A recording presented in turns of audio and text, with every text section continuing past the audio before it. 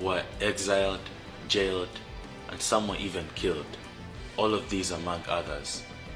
These were the tactics that Museveni used to intimidate and silence the Ugandan people right after he came into power. This is how for such a long time. The Bush Wars dream was now gone, rotten. The 10-point system that Museveni and his comrades had built early on in the struggle that put forward democracy, the advancement of society, and the well-being of the people was now down, and a new system that based itself off bribes, intimidation, and killings was put in place, not to ensure the well-being of the people of Uganda, but to ensure the longevity of Museveni's government, to leech and milk Ugandans for as long as possible. The revolution was over. Now the regime had begun. Museveni's Uganda runs on surveillance and silence. The Chieftaincy of Military Intelligence, CMI, the Internal Security Organization, ISO, and the Special Forces Command, SFC, all of them function as extensions of one man's paranoia. Safe houses became torture chambers, citizens vanish in the night, journalists are beaten for filming the truth, and opposition leaders are arrested for daring to speak. In this Uganda, you do not need to commit a crime to be imprisoned. You only need to think differently. This, my brothers and sisters, is how the revolution eats its own children. While the people are controlled by fear, Museveni builds a dynasty behind the curtains. Janet Museveni, his wife, becomes a minister. Relatives control security, intelligence, and finance, and his son, General Muhoozi Kainerugaba, is quietly groomed to inherit power.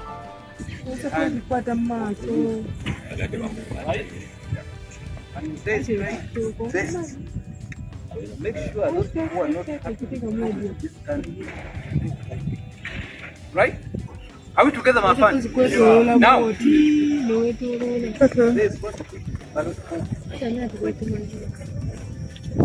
right? It's basic. Oh, people who we have been with. Are we together? Meaning, the last date of the time it took the general, all of them, right? Now 2028, we shall identify officers which we are doing now. Which is where they come from. MK project. MK what? Project. MK project. Go against it. I am telling you, we shall crush you. We shall do what? Yeah, we shall crush you. I am not a Munyankole, and I have never been a Munyankole. My mother is a Mutoro. Sawa? Sawa. But to be who I am right now, I will tell you by Munyankole, I became a Kopolo by Munyankole. I became a Usmiten by Munyankole. I became a PC by Munyankole. I became a left by Munyankole. And I am here in Libertown by Munyankole. Yes, sir. So there is no way whatsoever that I can betray you. Right? So you have become an officer. I'm telling you this bitter message. I'm telling you what? It's a very bitter message that you have to accept it. That the day comes, we finish 2026, he comes, we hand over in 31, give us the blessing, then the MK project step what? If you want to enjoy this family, I'm telling you, if you want to enjoy this family, you must vote. Are we together? Campaign? Yes. This is not a conspiracy, it's a fact. Uganda, once a republic, has become a royal estate. Our forefathers fought against a monarchy, and they were lied to and manipulated into crowning a new royal family, but this time the royal family is wearing military uniforms. In the book, we see the author talk about how the constitution has been manipulated. In 1995, when Ugandans believed in a new dawn, a constitution with term limits and age limits.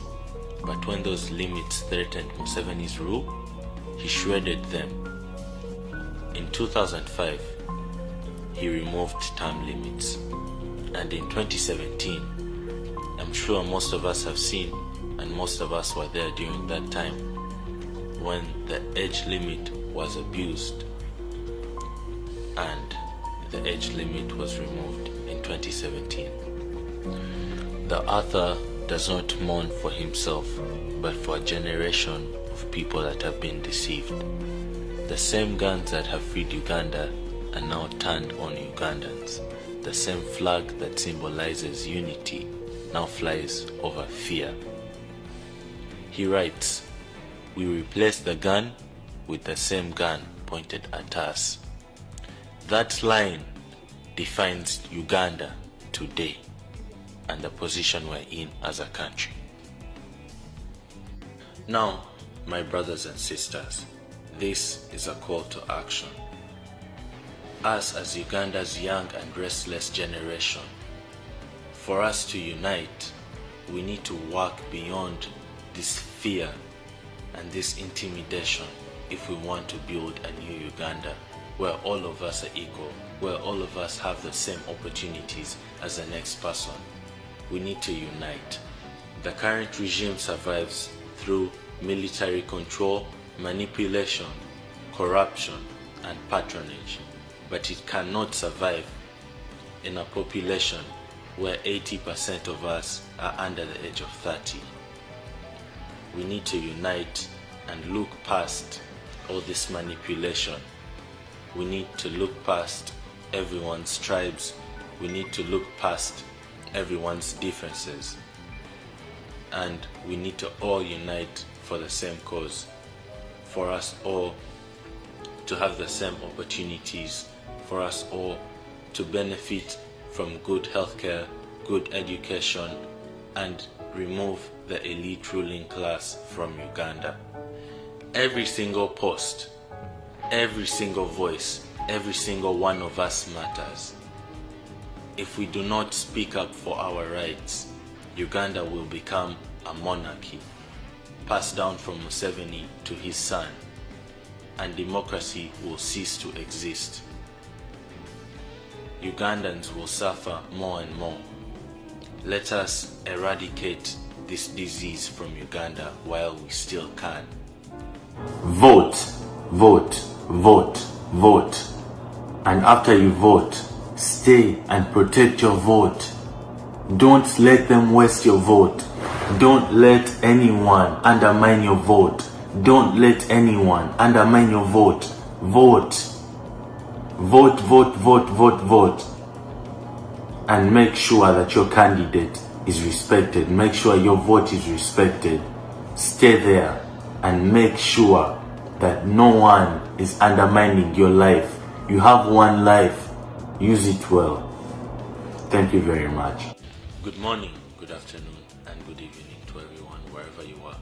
My name is Sekai Solomon Kampala Chakulani, and today I will be talking about the late retired Major John Kasora's book, Betrayed by My Leader. Betrayed by My Leader takes us through the late retired Major John Kasora's life in the Bush War and how his leader, Yoweri Kaguta Museveni, betrayed his principles over time. In this book, we get to see that Yoweri Kaguta Museveni, who once stood for unity for all peoples in Uganda, justice for all, and human rights, came to be the one thing that he preached against.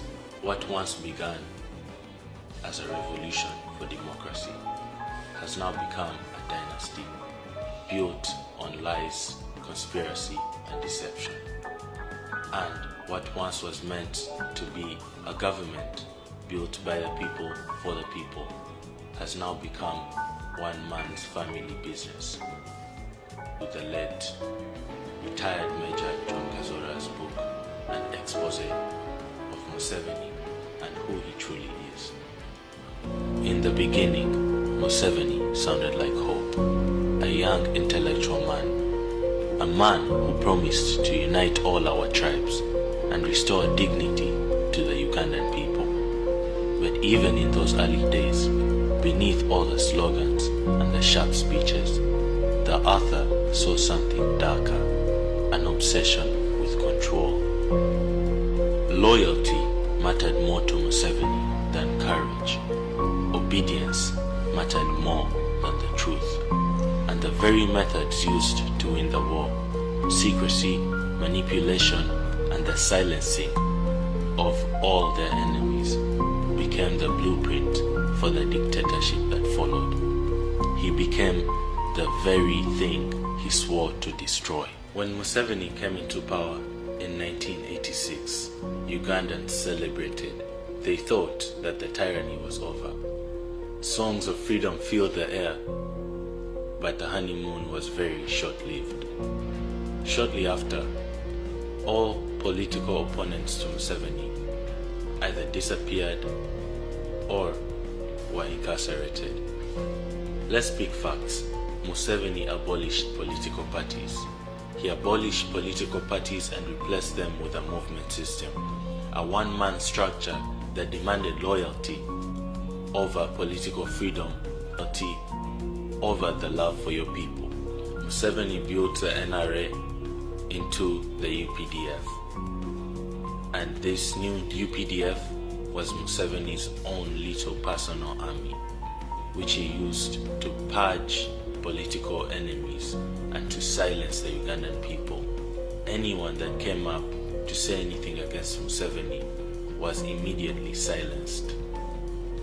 Even his own comrades, the likes of Besigye, Sejusa, and Mushega, all were silenced. Some were exiled, jailed, and some were even killed. All of these among others. These were the tactics that Museveni used to intimidate and silence the Ugandan people right after he came into power. This is how Museveni has held power for such a long time. By the mid-90s, the Bush Wars dream was now gone, rotten.